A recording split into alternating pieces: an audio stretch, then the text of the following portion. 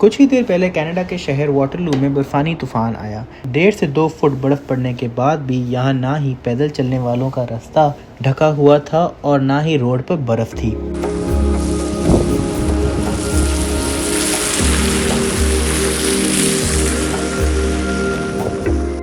बारह से 18 घंटे बर्फबारी के बावजूद -14 से -18 डिग्री के अंदर मशीनरी और लोगों ने मुसलसल काम किया और शहरियों के लिए रास्ता साफ रखा।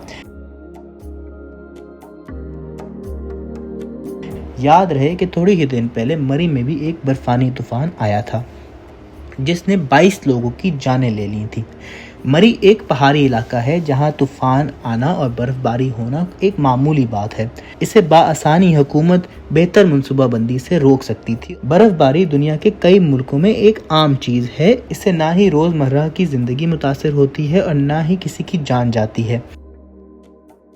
ये कुछ मनाज़िर मेरे और मेरे दोस्तों के हैं। हम बर्फ़ को एंजॉय करने के लिए बाहर निकले हैं, उसी तरह जिस तरह कई हज़ार लोग मरी बर्फ़ एंजॉय करने गए थे।